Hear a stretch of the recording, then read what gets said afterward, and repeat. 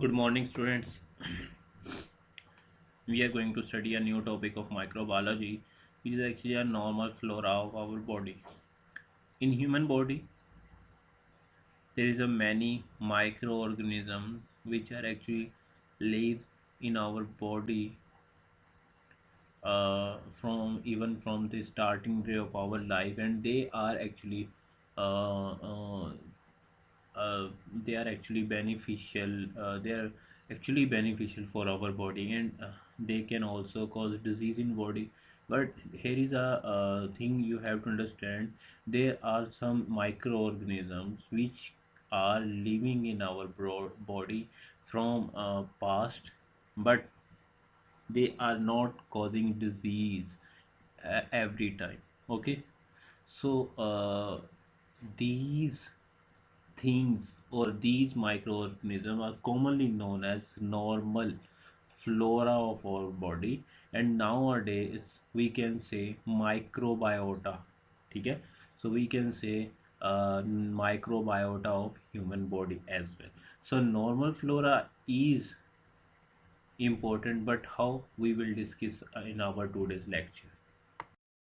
We will discuss about we will try to understand the normal flora. What is the normal flora, and then what types of normal flora are in our body, and then we will also discuss the advantages of normal flora. And after discussing the advantages, we will also discuss about the disadvantages of normal flora, and then we will summarize the sterile sites of human body. Okay, where there is no flora at all, and at the last we will also I we will see some important important bacteria or fungi with the location as a normal flora. Okay, so let's define normal flora. First of all, first definition of normal flora is the normal flora indicates the population of microorganisms that inhabit the skin and mucous membrane of healthy normal persons from shortly after birth until death. Okay, it means a special type of microorganism, or we can say population of microorganisms which are living with us in our body. They are with us in every time, in our happiness, in our sorrow. They are with us. Okay, they are on our skin. They are living on our skin, and they are also living in our mucous membrane, like the mucous membrane of gastrointestinal tract. They are living in our mouth. They are mucous membrane our, so they are actually living in many tissues or inside our body. So we can say normal flora is actually a population of microorganisms. They are in contact, they are living in us, but they are normally not causing disease, and we are not getting disease all the time from the normal flora. So they are normal flora. So what is the importance of normal flora? This is a important question. So let's answer it.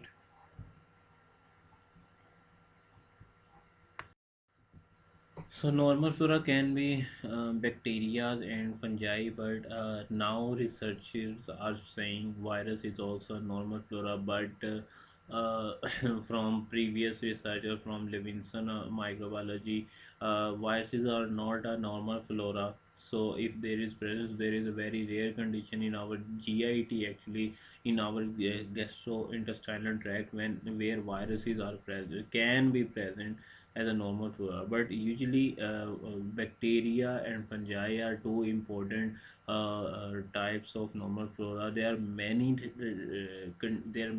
types of bacteria, many genus of bacteria which are living in our body. Okay, so on the basis of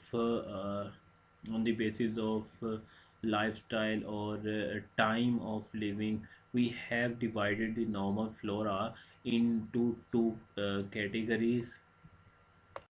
So there are two categories of normal flora. First are the residential flora, and the second one is transient flora. uh, residential flora are those types of microorganism or normal flora which are living in our body permanently, because if they are present permanently at any site, and they are not changing with the time, they are mostly there, they are always present, they are existing at a specific site, so they are residential flora. For example, in our deep skin, we can say strep propionic bacterium acne is a residential flora, because in our deep skin, propionic bacterium is acne, and he is and it is living from many years.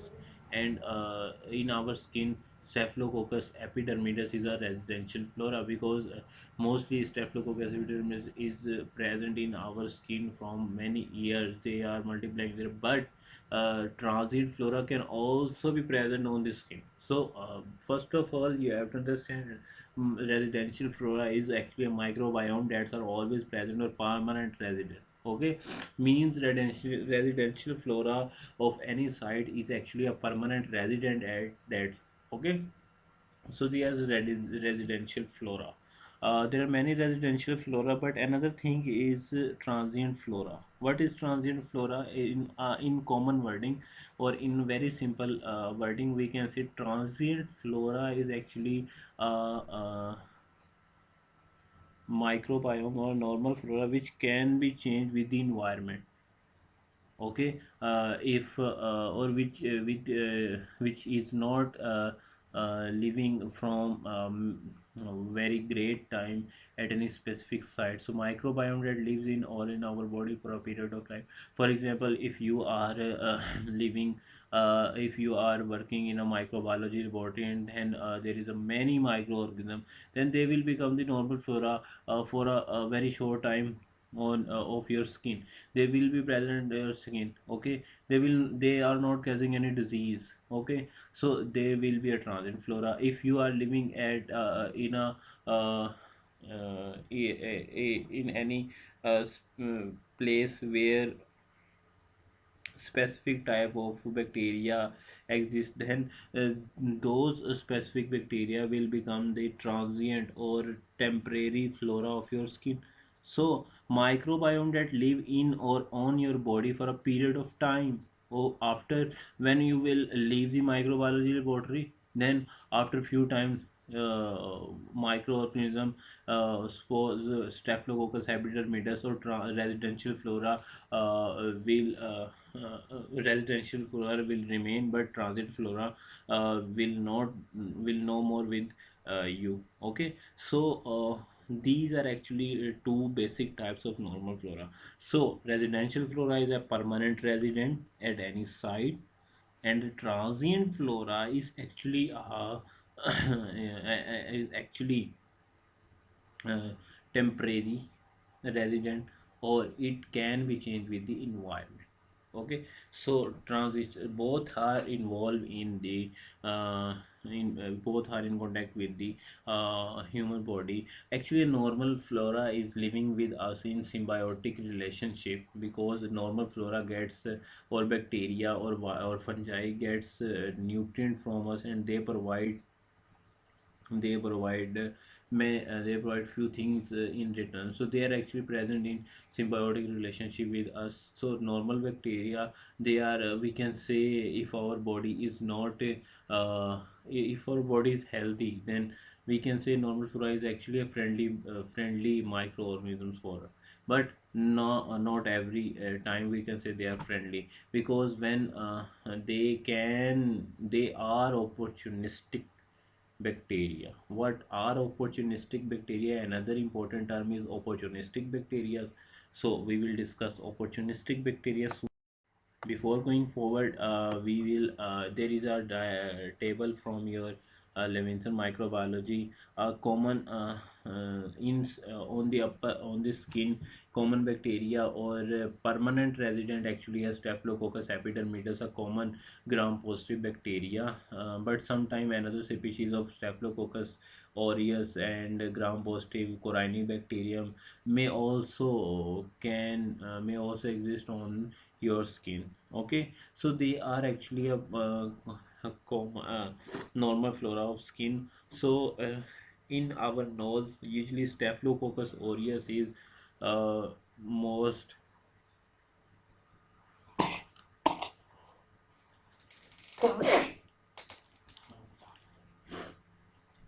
in our nose. Staphylococcus aureus is a common and the most important bacteria.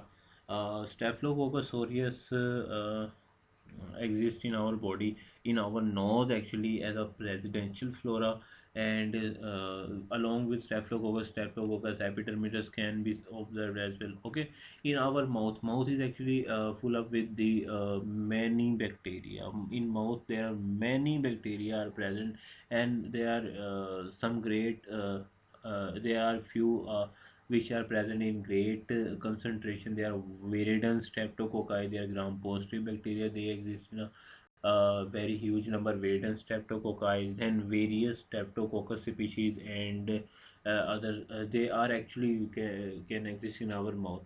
So there are many bacteria which exist in our mouth actually. There are actinomycetes as well. There are many other. Okay, so mouth is a home for many bacteria. They are actually a normal flora. Then dental in our dental plaques, Streptococcus mutans is common in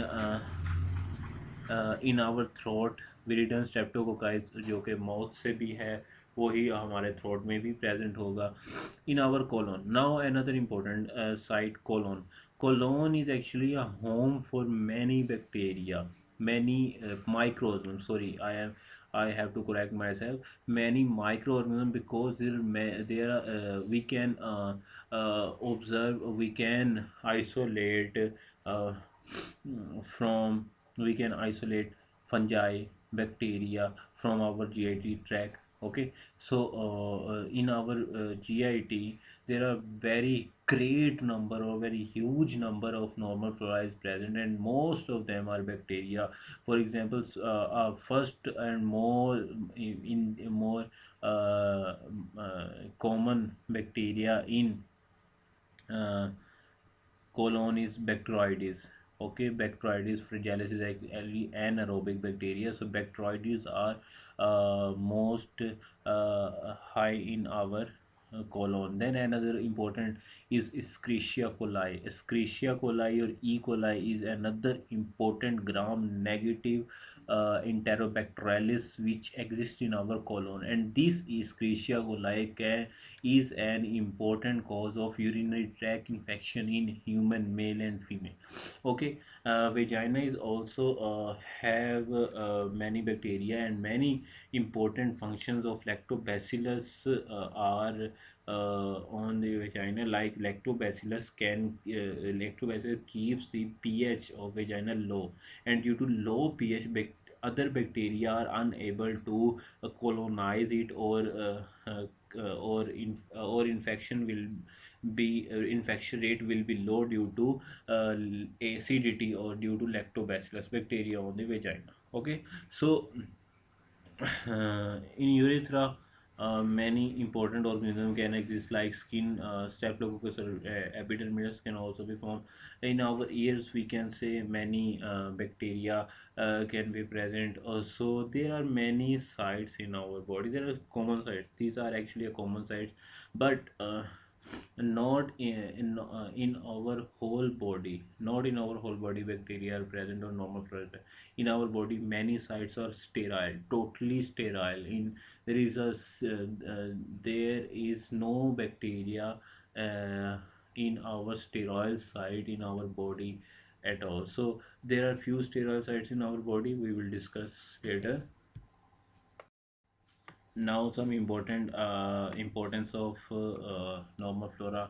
First of all, normal flora helps in the defense mechanism of our body, because how it is involved in defense mechanism. First of all, it is present in our GIT. Many bacteria present in our GIT, so our body produce many antibiotics against bacteria, so it also helps in the limiting of many infections, or as a prevention against many disease. But now another important work of or participation in host defense is with the occupying the space.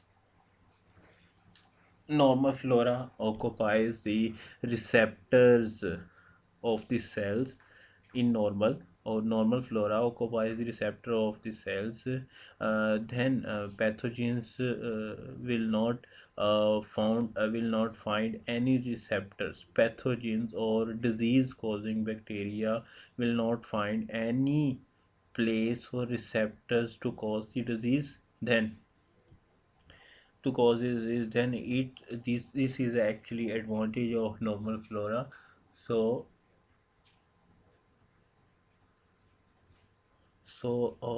that's from so this is the reason normal flora is in the is involved in the host defense mechanism. Another important thing is actually they are responsible for the production of two vitamins in our GIT. In our GIT, in our intestinal tract, many bacteria are involved in the production of vitamins. For example, vitamin B and vitamin K are actually products from the bacteria. So these vitamins are helpful remain these are actually helpful in maintaining the vitamin concentration in our body. So that's why what normal flora is important. Okay, if normal flora if a patient is healthy, or a patient is not immunocompromised, if patient is not immunocompromised and the patient is healthy, and the then and the normal flora is present at at its specific site, then normal flora is unable to cause the disease. And this is the most important advantage, because bacteria is present, they are beneficial, but they are not causing disease as well. So this is another important advantage of normal flora. A few minutes later, I have told you that there are many sites in our human body which are actually totally sterile. They are totally away from the bacteria or microorganism. So, in our blood, there is no bacteria at all in normal condition. In when patient is not suffering from any disease, in our cerebrospinal fluid, because brain is actually a side where we can not afford the presence of any bacteria. Okay, so this is actually a sterile side in our mostly body fluids, in our most of body fluids like pleural fluid, peritoneal fluid, or these are actually fluids are usually sterile, in which there are no bacteria is normally exist, so they are actually away from the normal flora. Another important and the shocking things for you, our urine is also sterile. In our urine there is no normal flora is present. Okay, how actually you can easily understand this thing. Kidney involved in the formation of urine by the filtration of the blood. So if blood is sterile, then from where bacteria will become the part of urine. So bacteria cannot become the part of urine because it is urine is actually producing from the sterile fluid, and sterile fluid is blood. So if so that's why urine is sterile in normal conditions. So presence of bacteria in the urine can is actually is indication of urinary tract infection. Okay, patient is suffering from any urinary tract infection or any kidney infection, so we can say presence of any bacteria, regardless of any bacteria, regardless of type, any bacteria can cause uh, uh, can we say कि it's the ये जो है urinary tract infection है.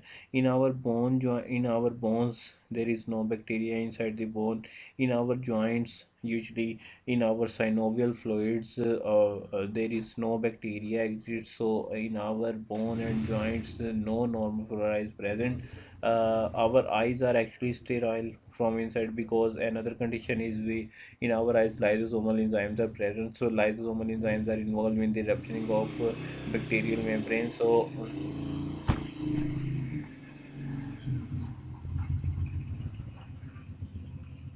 our eyes when so our eyes are actually sterile, because there is a lysosomal enzyme present, and so these are actually some sterile sites in our human body. So many sites are still there. Still in our liver there is no normal flora is present. Okay, so let's in our deep lungs there is no normal flora is present. ठीक है. In our upper respiratory tract normal flora is present, but in our lower respiratory tract there is no normal flora. Okay, so these are actually totally sterile sites. Another important thing is the disadvantages of normal flora disease भी cause कर सकता है. कैसे disease cause करता है normal flora? It can cause disease in immunocompromise patient.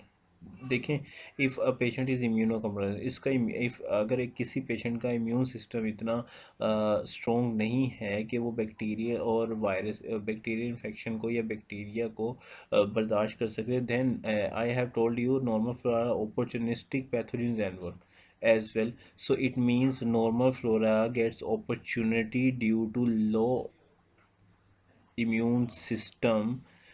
Then normal flora gets colonize itself. Normal flora क्या करता है? Normal flora disease cause करता है in immunocompromised patient. Those people or those patient which have not competent immune system, they have low immune system, they have or any part of immune system. So normal flora can cause disease in immunocompromised patient. Okay, because normal flora can also act as an opportunistic pathogen. So when they gets opportunity in immunocompromised patient, these normal flora can cause disease. So it can cause disease when change in anatomical position occur.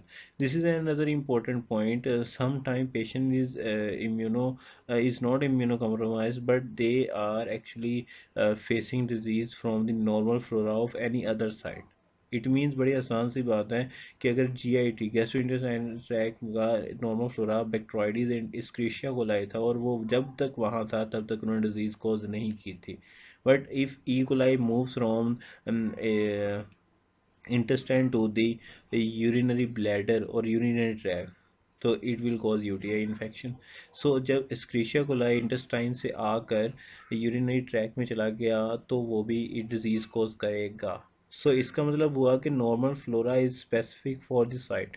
एक ख़ास जगह के लिए उसका ख़ास normal flora है, और अगर वो बैक्टीरिया जो कि एक ख़ास जगह के लिए था, जो कि Escherichia coli is present in the is exist in the GIT, but वहाँ से वो मूव करके वही नॉर्मल फ्लोरा वही बैक्टीरिया यूरिनरी ट्रैक में चला गया, then it will cause the इस disease. So increase in anatomical position of normal flora can cause the severe disease, or can provide opportunity for microorganism to grow and cause the disease. Okay. Here's some important or very important normal flora of GIT. In our GIT, bacteroides are most high in number. They are bacteroides can be a pathogen for human, because if patient suffers with the low immunity or increase site of normal flora, it can cause disease. Then another important human pathogen as well, coliforms. Coliforms from Escherichia coli or Klebsiella, or a whole family of Enterobacteriaceae actually are coliforms. So coliforms they are huge. They are very important human pathogens. They are very important human pathogens. They are very common human pathogens. They are actually gram negative, or they are very rich with toxins. So coliforms are most after bacteroides, they are most abundant organism in our gastrointestinal tract. Okay, so another some few other or also there, like Enterococcus, Clostridium perfringens. Also, Clostridium perfringens can cause Clostridium perfringens is actually a normal flora of intestine, but it can cause disease in intestine as well. This is it is responsible for the uh, antibiotic associated diarrhea. So Clostridium perfringens can cause the disease in our uh, intestinal tract, or it can cause diarrhea. So in this diagram you can easily observe different bacteria with respect to different locations in our body as a normal flora. So this is actually a summary, and most important, you have to mind few important, at least few important normal flora from every site of human body. So thank you so much